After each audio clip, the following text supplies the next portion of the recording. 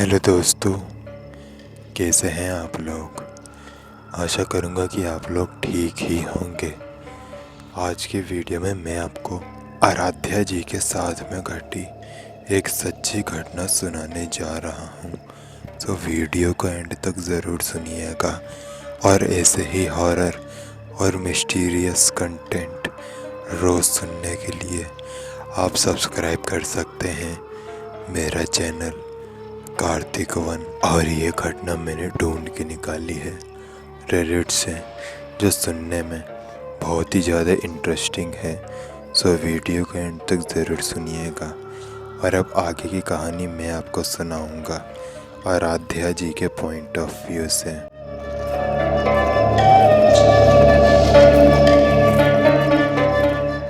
मेरा नाम आराध्या है।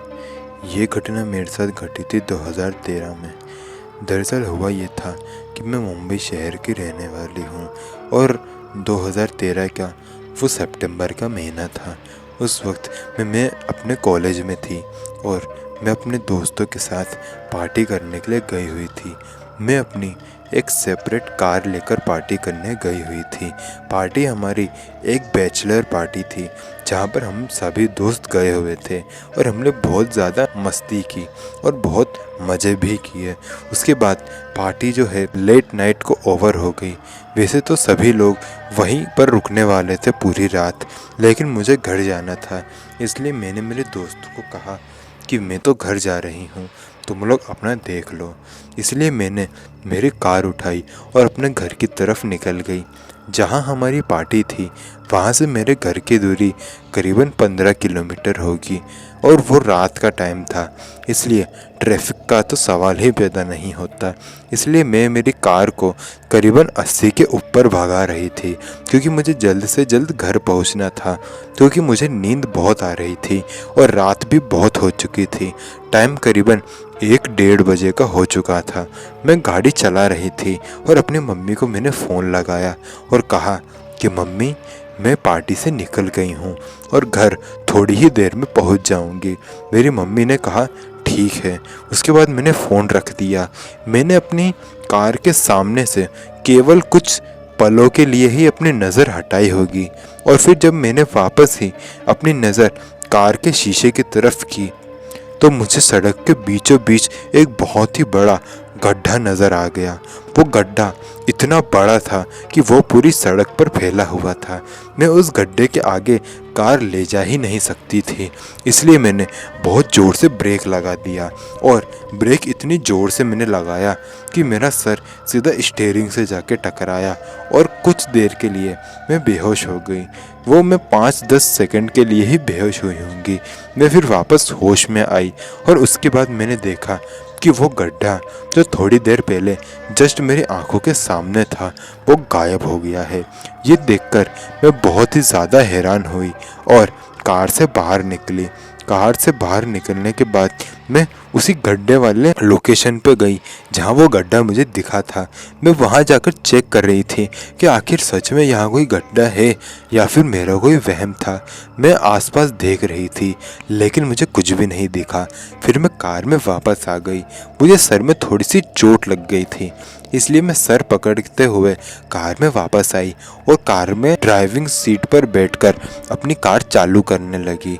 लेकिन उसी वक्त मैंने मेरे बैक मिरर में एक औरत को देख लिया जिसने सफ़ेद कलर का कुछ पहना हुआ था और उसका आधा मुंह जला हुआ था और आधा नॉर्मल था। आधा मुंह पूरा काला था और आधा सफ़ेद था। आधा मुंह जहाँ से काला था वहाँ से क्लियरली दिख रहा था कि वो आधा चेहरा जो है वो जला हुआ है। और ये देखकर मैं बहुत ज़्यादा डर गई और वहीं चिल्लाने लगी और कार से बाहर निकल गई। कार से बाहर निकलने के बाद मैं कार से दूर भागने लगी। करीबन 100-150 मीटर दूर आने के बाद मैंने मम्मी को फ़ोन लगाया और मैं बहुत ही ज़्यादा घबराई हुई थी। तो मैंने मम्मी को फ़ोन लगाया और पूरी बात मम्मी को बताई। मम्मी ने मेरी बात सुनी और उन्होंने मुझे कहा कि बेटा ऐसा कुछ भी नहीं होता है। लेकिन मैं बहुत ही ज़्यादा डरी हुई थी और रो भी रही थी।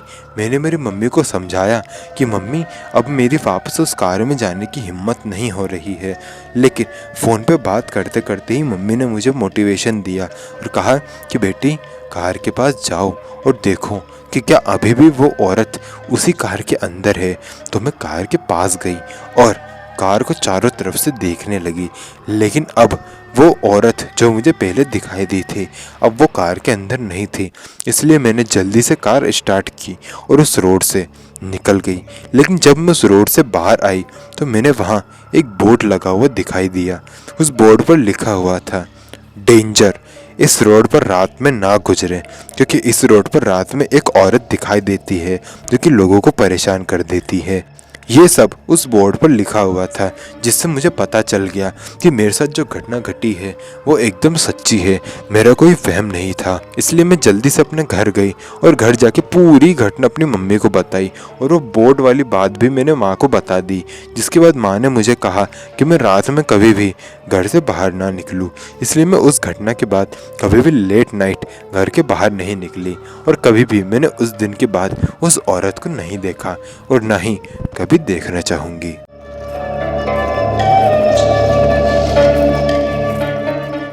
तो दोस्तों ये वीडियो होता है यहीं ख़त्म। आशा करूँगा कि ये कहानी आपको पसंद आई होगी। वीडियो पसंद आई तो वीडियो को लाइक कीजिए और मेरे चैनल को सब्सक्राइब कर लीजिए और अपने दोस्तों और परिवार वालों के साथ मेरे चैनल को शेयर भी करें। मिलते हैं नेक्स्ट वीडियो में, तब तक के लिए जय हिंद, जय भारत।